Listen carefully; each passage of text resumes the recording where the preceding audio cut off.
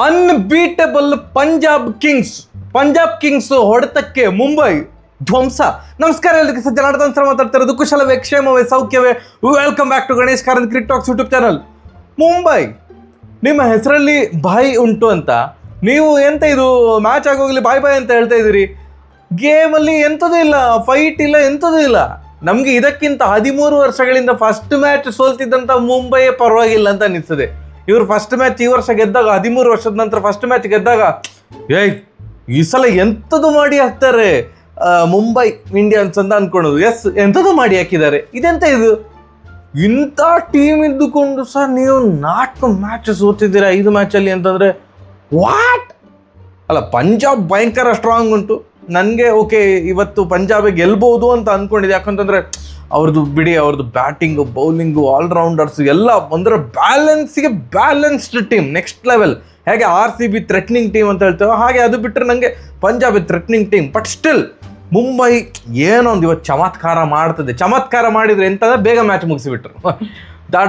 ಬಡ ಅಂತ ಹೊಡಿಸ್ಕೊಂಡು ಬಿಟ್ಟರು. ದೇವರೇ, ಇವತ್ತು ಒನ್ ಸೈಡೆಡ್ ಗೇಮು ಹೊಡಿತಾ ಇದ್ದಾರೆ ಪಂಜಾಬ್. ಪ್ರಭ್ಸಿಮ್ರನ್ ಸಿಂಗ್, ಶ್ರೇಯಸ್ ಅಯ್ಯರ್ ಮತ್ತು ವಾವ್, ಮುಂಬೈ ಇಂಡಿಯನ್ಸ್ ಇದು ಫೀಲ್ಡಿಂಗ್ ದೇಹ ಕೈಗೆ ಸರ್ರಿ ಎಣ್ಣೆ ಸುರ್ಕೊಂಡ್ಬಂದಿದ್ರು ಅಂತ ಕಾಣ್ತದೆ. ಕೈ ಎಂತ ನಿಲ್ತಾನೆ ಇಲ್ಲ. ಕ್ಯಾಚ್ ಬಿಡುದೇನು, ಅಲಾಗದನ್ಫರ್ 2 ವಿಕೆಟ್ ತೆಗೆದಾರೆ ಹೌದು, ಬಟ್ ದೇವ ಎಂತ ಫೀಲ್ಡರ್ ಮಾರ್ರೆ ಅವರು, ದೇವರೇ. ಆ್ಯಂಡ್ ಬುಮ್ರಾ ಬಗ್ಗೆ ಮಾತಾಡುವ, ದೇವ. ಎಸ್, ಫಸ್ಟ್ ಬ್ಯಾಟಿಂಗ್ ಮಾಡಿದಂತಹ ಮುಂಬೈ 195 ರನ್ ಹೊಡೆದ್ರು. 195 ರನ್ ಹೊಡೆದಿದ್ದಾರಲ್ಲ ಒಂದು ಪಾಯಿಂಟ್ ಆಫ್ ಟೈಮಲ್ಲಿ 220 ರನ್ ಹೊಡಿಬೋದು ಅಂತ ಅನ್ನಿಸ್ತಾ ಇತ್ತು. ಬೈದವ ಇವತ್ತು ರೋಹಿತ್ ಶರ್ಮಾ ಅವರು ಇರಲಿಲ್ಲ. RCB ಅಗೇನ್ಸ್ಟ್ ಆಟದಲ್ಲಿ ಅವರಿಗೆ ಹ್ಯಾಮ್ಸ್ಟ್ರಿಂಗ್ ಇಂಜುರಿ ಆಗಿತ್ತು, ಅದು ರಿಕವರ್ ಆಗಲಿಲ್ಲ. ಸೊ ಅವರ ಬದಲಾಗಿ ತಂಡದಲ್ಲಿ ಒಂಚೂರು ಮಹತ್ತರ ಬದಲಾವಣೆ ಇತ್ತು. ಏನಂತಂದರೆ ಸ್ಯಾಂಟ್ನರ್ ಅವರನ್ನು ತೆಗೆದ್ರು, ಗಜನ್ಫರ್ ಅವ್ರನ್ನ ಹಾಕ್ಕೊಂಡ್ರು. ಹಾಗೆ ರೋಹಿತ್ ಶರ್ಮಾ ಅವರ ಬದಲು ಕ್ವಿಂಟನ್ ಡಿಕಾಕ್ ಅವರು ರಿಕಲ್ಟನ್ ಜೊತೆ ಓಪನರ್ ಆಗಿ ಬಂದಿದ್ರು. ದೀಪಕ್ ಚಹರ್, ಶಾರ್ದುಲ್ ಠಾಕೂರ್ ಎಲ್ಲರೂ ಕೂಡ ಇದ್ದರು. ಸೊ ಒಂಚೂರು ಮೇಜರ್ ಚೇಂಜಸ್ ಇತ್ತು. ಬೋಲ್ಟ್ ಅವರೆಲ್ಲ ಇರಲಿಲ್ಲ. ಸೊ ಇವರ ಬೌಲಿಂಗ್ ವೀಕ್ ಅಥವಾ ಬೌಲಿಂಗ್ ಕ್ಲಿಕ್ ಆಗ್ತಾ ಇಲ್ಲ ಅಂತ ಗೊತ್ತಿರುವಾಗ ಬ್ಯಾಟಿಂಗಿಂದನೇ ವಿನ್ ಆಗಬೇಕು. ಇವತ್ತು ಮುಂಬೈ ವಿನ್ ಆಗಬೇಕು ಅಂತ ಇದ್ದಿದ್ರೆ 195 ಸಾಕಾ? LSG ಎದುರು ಸಾಕಬಹುದು. ಯಾಕಂದರೆ LSG ಈ ಒಂದು ಟೂರ್ನಮೆಂಟಲ್ಲಿ ಇಲ್ಲಿಯ ತನಕ 200 ರನ್ ಹೊಡಿಲಿಲ್ಲ. ಅವರು ಡಿಫೆಂಡ್ ಅಂದರೆ ಬೌಲಿಂಗಲ್ಲಿ ಕೂಡ ಯಾವ ಟೀಮ್ಗೂ 200ಕ್ಕಿಂತ ಜಾಸ್ತಿ ರನ್ ಬಿಟ್ಟು ಕೊಡಲಿಲ್ಲ, ಬ್ಯಾಟಿಂಗಲ್ಲೂ 200ಕ್ಕಿಂತ ಜಾಸ್ತಿ ರನ್ ಹೊಡಿಲಿಲ್ಲ. LSG ಅಗೇನ್ಸ್ಟ್ ಎಲ್ಲ ಓಕೆ, ಬಟ್ ಪಂಜಾಬ್ ಅಗೇನ್ಸ್ಟ್ 195 ಅಲ್ಲ ಮಾರ್ರೆ. ಲಾಸ್ಟ್ ಇಯರ್ದು ಏನೊಂದು ರಿವೆಂಜ್ ತಗೊಳ್ತಾರೆ ಮುಂಬೈ ಇಂಡಿಯನ್ಸ್. ಯಾಕಂದರೆ ಲಾಸ್ಟ್ ಇಯರ್ ಕ್ವಾಲಿಫೈಯರ್ 2 ಅಲ್ಲಿ ಇದೇ ಮುಂಬೈ ಇಂಡಿಯನ್ಸ್ ಎದುರು ಇದೇ ಆ ಒಂದು ಶ್ರೇಯಸ್ ಅಯ್ಯರ್ ಅವರ ಒಂದು ನೆಕ್ಸ್ಟ್ ಲೆವೆಲ್ ಬ್ಯಾಟಿಂಗಿಂದಾಗಿ ಸೋತಿದ್ರು. ಸೊ ರಿವೆಂಜ್ ತೊಗೊಳ್ಳಿಕ್ಕೆ ಒಂದು ಒಳ್ಳೆ ಅವಕಾಶ ಹಾಗೀಗೆ ಅಂತ ಅಂದ್ಕೊಂಡ್ರೆ 195 ಲಾಸ್ಟ್ 17 ಬಾಲಲ್ಲಿ ಬಂದದ್ದು ಕೇವಲ 21 ರನ್ ಮಾತ್ರ. ಆ್ಯಂಡ್ ಇದು ಮಾರ್ಕೋ ಆ್ಯನ್ಸನ್, ಹರ್ಷ್ದೀಪ್ ಸಿಂಗು, ವೈಶಾಖ್, ವಿಜಯ್ ಕುಮಾರ್ ಎಲ್ಲ ಆನ್ ಸ್ಲಾಟ್ ಬಾಲ್ ಹಾಕ್ತಿದ್ರು. ಅಂದರೆ ಯಾರ್ಕರ್ ಎಲ್ಲಿ ಹಾಕಬೇಕು ಅಲ್ಲಿ ಹಾಕ್ತಾಯಿದ್ರು, ಹೊಡಿಲಿಕ್ಕೂ ಆಗ್ತಿರ್ಲಿಲ್ಲ. ಕ್ವಿಂಟನ್ ಡಿಕಾಕ್ ಅವರ ಫೆಂಟಾಸ್ಟಿಕ್ 100 ಇವತ್ತು ಸೂಪರಾಗಿ ಆಡಿದರು. ಸಿಕ್ಕಿದಂಥ ಒಂದು ಅವಕಾಶ ಅವರಿಗೆ ನೋಡಿ, ಇಷ್ಟು ಮ್ಯಾಚ್ ಅವರಿಗೆ ಅವಕಾಶ ಸಿಕ್ಕಿಲ್ಲ. ರೋಹಿತ್ ಶರ್ಮಾ ಅವ್ರು ಇಂಜುರಿ ಆದರು, ಕ್ವಿಂಟನ್ ಡಿಕಾಕ್ ಅವರು ಬಂದರು. 60 ಬಾಲಿಗೆ 112 ರನ್, 8 4 7 6. ಬಟ್ ಅವರಿಗೆ ಮೇಲಿಂದ ಯಾರು ರಿಕಲ್ಟನ್ ಅವರು ಮತ್ತು ಸೂರ್ಯಕುಮಾರ್ ಯಾದವ್ ಅವರು ಏನು ಆ ಒಂದು ಇದೇ ಸಪೋರ್ಟೇ ಕೊಡಲಿಲ್ಲ. ರಿಕಲ್ಟನ್ ಅವರು 8 ಬಾಲಿಗೆ 2 ರನ್ ಹೊಡೆದು ಔಟ್ ಆದರೆ, ನೆಕ್ಸ್ಟ್ ಬಾಲಲ್ಲಿ ಸೂರ್ಯಕುಮಾರ್ ಯಾದವ್ ಅವರು ಹೋದ ಪುಟ್ಟ ಬಂದ ಪುಟ್ಟ, ನಾನು ಈಗ ಸುಮ್ಮನೆ ಹೋಗ್ತೇನೆ, ಹಾಯ್ ಅಂತ ಹೇಳ್ತೇನೆ, ಬಾಯ್ ಅಂತ ಹೇಳ್ತೇನೆ, ವಾಪಸ್ ಬರ್ತೇನೆ ಅಂದರೆ ಫಸ್ಟ್ ಬಾಲೇ ಡಕ್ ಔಟು. ಚಹಲಿಗೆ ಕ್ಯಾಚ್ ಕೊಟ್ಟು ಔಟ್ ಆದರು. 2 ಕೂಡ ವಿಕೆಟ್ ಸಿಕ್ಕಿದ್ದು ಹರ್ಷ್ದೀಪ್ ಸಿಂಗ್ ಅವರಿಗೆ. ಅದಾದಮೇಲೆ ನಮಂದೀರ್ ಮತ್ತು ಕ್ವಿಂಟನ್ ಡಿಕಾಕ್ ಇದು ಒಳ್ಳೆ ಪಾರ್ಟ್ನರ್ಶಿಪ್. ಒಂದು ಕ್ಯಾಚ್ ಡ್ರಾಪ್ ಎಲ್ಲ ಇತ್ತು. ಚಹಲ್ ಅಣ್ಣ ಅಂದರೆ ಎಂತ ಮುಂಬೈಯಲ್ಲಿ ಏನು ಫ್ಲಡ್ ಲೈಟ್ ಅದು ಕಣ್ಣಿಗೆ ಬೀಳ್ತದೆ ಎಂತ ಗೊತ್ತಿಲ್ಲ. ಚಹಲ್ ಕೂಡ ಎಲ್ಲಿ ಅಂತ ಕೈ ಎಲ್ಲಿ ಹೀಗೆ ಮಾಡಿದರು. ಸ್ಟಾಯ್ನಿಸ್ ಕೂಡ ಹಾಗೆ ಒಂದು ಕ್ಯಾಚ್ ನನಗೆ ಕಾಣಲಿಲ್ಲ, ನನಗೆ ಲೈಟ್ ಅಡ್ಡ ಬಂತು ಅಂತ ಹೇಳ್ತಾ ಇದ್ರು. ಸೊ ಅಷ್ಟು ಪ್ರಾಬ್ಲಮ್ ಉಂಟು ಆ ಗ್ರೌಂಡಲ್ಲಿ ಎಂತ ಗೊತ್ತಿಲ್ಲ. ಬಟ್ ಇವರಿದು ಕೂಡ ಫೀಲ್ಡಿಂಗ್ ಏನು ಅಂಥದ್ದೇನು ಸೂಪರ್ ಆಗಿರಲಿಲ್ಲ ಯಾರದು Punjab Kings. But oh my god, Hardik Pandya ಅವ್ರದ್ದು ಕ್ಯಾಚ್, ಶ್ರೇಯಸ್ ಅಯ್ಯರ್ ಅವ್ರು ಹಿಡಿದು ಎಂಥ ಕ್ಯಾಚ್ ಆಫ್ ದ ಟೂರ್ನಮೆಂಟ್ ಇರ್ಬೋದು ಅಂತ ಅಂದ್ಕೊಂಡಿದ್ದೇನೆ ನಾನು. ಭಯಂಕರ ಕ್ಯಾಚ್ ಮಾರ್ರೆ. ಅದು ಹೇಗೆ ಹೇಳೋದು ಮಾರ್ರೆ, ಕ್ಯಾಚ್ ಹಿಡಿದು ಗಾಳಿಯಲ್ಲಿ ಸ್ವಿಂಕ್ ಅಂತ ಬಾಲನ್ನು ಒಳಗಡೆ ಹಾಕಿ ಇನ್ನೊಂದು ಫೀಲ್ಡರ್ ಕ್ಯಾಚ್ ಹಿಡಿಯುವಾಗೆ ಮಾಡಿದ್ದು. ಆ್ಯಂಡ್ ಅಲ್ಲಿ ನೀವು ನೋಡಬೇಕಿತ್ತು, ರೋಹಿತ್ ಶರ್ಮಾ ಮತ್ತು ಸೂರ್ಯಕುಮಾರ್ ಯಾದವ್ ಅಲ್ಲೇ ಡಗ್ಔಟಲ್ಲಿ ಕೂತ್ಕೊಂಡಿದ್ರು. ಗಾಬರಿ ಇದೆಂತ ಆಯಿತು ಮಾರ್ರೆ, ಎಂಥ ಮನುಷ್ಯನ ಎಂಥ ಕರ್ಮ ಅಂತ ಆ ಥರ ಎಕ್ಸ್ಪ್ರೆಷನ್ ಇತ್ತು ಅವರಿದು. 195 ಹೊಡಿಲಿಕ್ಕಾದದ್ದು ಮಾತ್ರ ಮುಂಬೈಗೆ. ಈ ಒಂದು 112 ರನ್ನು ಕ್ವಿಂಟನ್ ಡಿಕಾಕ್ ಅವರು ಹೊಡೆದ್ರು ಕೂಡ, ಆ್ಯಂಡ್ ನಮಂದಿರ್ ಅವರು 31 ಬಾಲಿಗೆ 50 ರನ್ ಹೊಡೆದ್ರೂ ಕೂಡ ಮಿಕ್ಕಿದಂಥವ್ರು ಒಂದು ಚೂರು ಸ್ಲೋ ಆಡಿದ್ರು ಅನ್ನೋದು ನನ್ನ ಅಭಿಪ್ರಾಯ. ಆ್ಯಂಡ್ ಈವನ್ ಹಾರ್ದಿಕ್ ಪಾಂಡ್ಯ ಅವರು 12 ಬಾಲ್ ಆಡಿ ಕೂಡ ಡೆತ್ ಓವರಲ್ಲಿ ಬಂದು ಅವ್ರು ಹೊಡಿಲಿಕ್ಕಾದದ್ದು ಕೇವಲ 14 ರನ್. ಬಟ್ ಮುಂಬೈ ಇಂಡಿಯನ್ಸ್ ಅವರು ಡಿಫೆಂಡ್ ಮಾಡ್ತಾರೆ. ಫಸ್ಟ್ ಓವರಲ್ಲಿ 21 ರನ್ ಹೊಡಿಸ್ಕೊಂಡ್ರು. ದೀಪಕ್ ಚಹರ್ ಈ ಅಣ್ಣ ಪವರ್ ಪ್ಲೇ ಬೌಲರಾ, ಡೆತ್ ಓವರ್ ಬೌಲರಾ, ಮಿಡ್ಲ್ ಓವರ್ ಬೌಲರಾ, ನಂಗೆ ಇನ್ನೂ ಸಹ ಗೊತ್ತಾಗಿಲ್ಲ.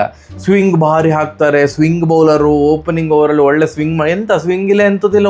ಫಸ್ಟ್ ಓವರಲ್ಲಿ 21 ರನ್ ಸರಿಯಾಗಿ ಹೊಡಿಸ್ಕೊಂಡ್ರು. ಅದಾದಮೇಲೆ ನನಗೆ ಬೇಜಾರಾದ ಎಂತ ಗೊತ್ತಾ, ಬುಮ್ರಾ ಅವರು, ನನಗೆ ಅವರ ನೋಡಿ ಬೇಜಾರಾಗ್ತಾ ಇದೆ.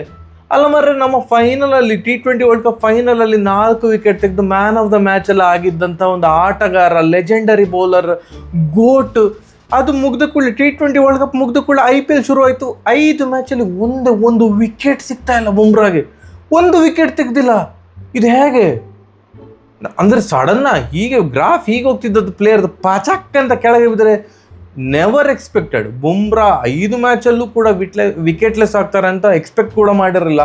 ಅಥವಾ ಕಂಟ್ರೋಲರ್ ಮಾಡ್ತಾ ಇದ್ದಾರೆ, ಅಂದರೆ 4 ಓವರ್ಗೆ 15-16 ರನ್ ಕೊಟ್ಟು ಹೀಗೆ. ಅಂದರೆ ಆಯಿತು, ಡಿಫೆನ್ಸ್ ಆಡ್ತೀರಾ, ನನ್ನ ಬೌಲಿಂಗಲ್ಲಿ ನನ್ನನ್ನು ಟಾರ್ಗೆಟ್ ಮಾಡಿದ್ರು, ನಾನು ಕಟ್ಟಿ ಹಾಕ್ತೇನೆ. ಬಿಡ್ತಾ ಇದ್ದಾರೆ ಸೀದಾ. ಕ್ಯಾಚ್ ಕೂಡ ಬಿಟ್ಟರು ಇವತ್ತು. ಒಂದು ಈಸಿ ಕ್ಯಾಚ್, ಪ್ರಭ್ ಸಿಮ್ರನ್ ಸಿಂಗ್ ಅವ್ರದ್ದು ಈಸಿ ಕ್ಯಾಚ್. ಪವರ್ ಪ್ಲೇ ಎಲ್ಲ 2 ವಿಕೆಟ್ ಹೋಗ್ತಾ ಇತ್ತು. ಫಸ್ಟ್ ಆಫ್ ಆಲ್ ಬುಮ್ರಾ ಅವರನ್ನು ಬ್ಯಾಕ್ವರ್ಡ್ ಪಾಯಿಂಟ್, ಗಲ್ಲಿ ರೀಜನಲ್ಲೆಲ್ಲ ಯಾರು ಮಾರ ನಿಲ್ಲಿಸೋದು? ಹಾರ್ದಿಕ್ ಪಾಂಡ್ಯವ್ರಿಗೆ ಎಂತಾಗಿದೆ, ಗಲ್ಲಿ ಪಾಯಿಂಟು, ಬ್ಯಾಕ್ವರ್ಡ್ ಪಾಯಿಂಟು, ಇಲ್ಲೆಲ್ಲ ನಿಮ್ಮದು ಬೆಸ್ಟ್ ಆಫ್ ಬೆಸ್ಟ್ ಫೀಲ್ಡರ್ ನಿಲ್ಲಬೇಕು. ಗ್ಲೆನ್ ಫಿಲಿಪ್ಸ್ ಎಲ್ಲ ನಿಲ್ತಾರೆ ಮಾರ ಅಲ್ಲಿ. ಒಂದು ಕಾಲದಲ್ಲಿ ಈಗ ನಮ್ಮದು ಇಂಡಿಯನ್ ಕ್ರಿಕೆಟ್ ಅಂತ ತೆಗೆದುಕೊಂಡ್ರೆ ಯುವರಾಜ್ ಸಿಂಗು, ಸುರೇಶ್ ರೈನಾ, ಮೊಹಮ್ಮದ್ ಕೈಫು ಎಲ್ಲ ನಿಲ್ತಿದ್ದಂಥ ಒಂದು ಫೀಲ್ಡಿಂಗ್ ಪೊಸಿಷನಲ್ಲಿ ಬುಮ್ರಾ ಅವರನ್ನು ನಿಲ್ಲಿಸಿದ್ದೀರಾ.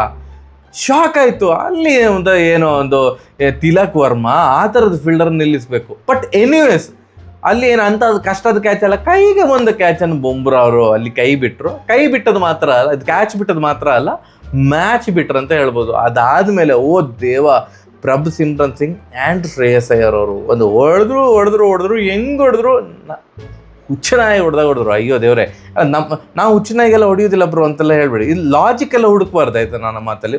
ಅದೊಂದು ಹಾಗೆ ವರ್ಣನೆ ಮಾಡೋದು. 39 ಬಾಲಿಗೆ 80 run Prabh Simran Singh not out. 205 strike rate, 2 6 ಹೊಡೆದು. ಬಟ್ ಆ 2 6 ಕೂಡ ಸೂಪರ್ ಆಗಿತ್ತು. 11 4 ಹೊಡೆದಿದ್ರು. ಅದಾದಮೇಲೆ ಶ್ರೇಯಸ್ ಅಯ್ಯರ್, ಈ ಮನುಷ್ಯ ಬ್ಯಾಕ್ ಟು ಬ್ಯಾಕ್ ಒಟ್ಟು ಕಂಟಿನ್ಯೂಸ್ 350 ಹೊಡೆದಿದ್ದಾರೆ. ಓ ದೇವರೇ, 35 ಬಾಲಿಗೆ 66 ರನ್. ಫ್ಯಾಂಟಾಸ್ಟಿಕ್, ಎಂಥ ಕ್ಲಚ್ ಪ್ಲೇಯರ್ ಇವ್ರು. ಹೇಗೆ ನಮ್ಮ T20 ಇದು ಸ್ಕ್ವಾಡಲ್ಲಿ ಇಲ್ಲ ನಂಗೆ ಅರ್ಥನೇ ಆಗ್ತಿಲ್ಲ. ಎಂಥ ಲಾಬಿ ಉಂಟು, ಅಥವಾ ಗಂಭೀರಿಗೆ ಶ್ರೇಯಸ್ ಅಯ್ಯರಿಗೆ ಆಗೋದಿಲ್ವಾ?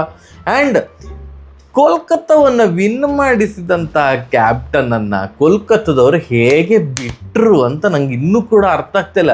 ಶ್ರೇಯಸ್ ಅಯ್ಯರ್ ಅಂತ ಕ್ಯಾಪ್ಟನನ್ನು ಬಿಟ್ಟರಲ್ಲ, ಪಂಜಾಬ್ಗೆ ಸಿಕ್ಕಂಥ ಅಮೂಲ್ಯ ರತ್ನ ಯಾರು? ಶ್ರೇಯಸ್ ಅಯ್ಯರ್. ಓ ಮೈ ಗಾಡ್, 35 ಬಾಲಿಗೆ 66 ರನ್, 5 4 4 6. ಮತ್ತು ಲಾಸ್ಟಿಗೆ ಸ್ಟಾಯ್ನಿಸ್ ಬಂದು ಏನು ವಿಕೆಟ್ ಎಲ್ಲ ಹೋಗೋದಾಗೆ ನೋಡಿಕೊಂಡ್ರು. ಕೇವಲ 3 ವಿಕೆಟ್ ಹೋದದ್ದು, ಅದು ಸೇಮ್ ಲಾಸ್ಟ್ ಓವರ್ ತನಕ ಬರಲಿಲ್ಲ. 16.3 ಓವರಲ್ಲಿ ಹೊಡೆದು ಬೀಸಾಕಿದ್ದಾರೆ. Congratulations Punjab Kings, what a game. And ನಾವು ನಿನ್ನೆ ಫಸ್ಟಲ್ಲಿದ್ದೀವಿ, ಈಗ ಸೆಕೆಂಡಿಗೆ ಬಂದಿದ್ದೇವೆ. ಈಗ ಮೊದಲ ಸ್ಥಾನದಲ್ಲಿ ರಾರಾಜಿಸುತ್ತಿರುವವರು ಯಾರು ಅಂತಂದರೆ well deserved Punjab Kings. Last year ಹೇಗೆ ಪರ್ಫಾರ್ಮ್ ಮಾಡಿದ್ರು, ಈಗ ಕೂಡ ಅದೇ ರೀತಿಯಾಗಿ ಪರ್ಫಾರ್ಮ್ ಮಾಡ್ತಾ ಇದ್ದಾರೆ. ಆ್ಯಂಡ್ ಈವನ್ RCB ಕೂಡ ಲಾಸ್ಟ್ ಇಯರ್ ಎಷ್ಟು ಚಂದ ಪರ್ಫಾರ್ಮೆನ್ಸ್ ಇತ್ತು, ಈ ಇಯರ್ ಕೂಡ ಚಂದ ಮಾಡಿ ಪರ್ಫಾರ್ಮ್ ಮಾಡ್ತಾ ಇದ್ದಾರೆ. ಟಚ್ ಇದು ಯಾವುದೋ ಒಂದು ವುಡ್ ಇಲ್ಲ, ಅದಕ್ಕೆ ಕರ್ನಾಟಕ ಮುಟ್ಕೊಳ್ತಿದ್ದೇನೆ. ಚಂದ ಮಾಡಿ ಹೀಗೆ ಆಡ್ತಾ ಇದ್ದಾರೆ, ಚಂದ ಮಾಡಿ ಆಡಲಿ.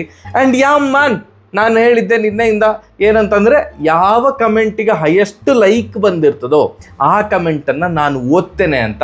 ಎಸ್, ಓದ್ತೇನೆ. ಎಲ್ಲಿ ಉಂಟು?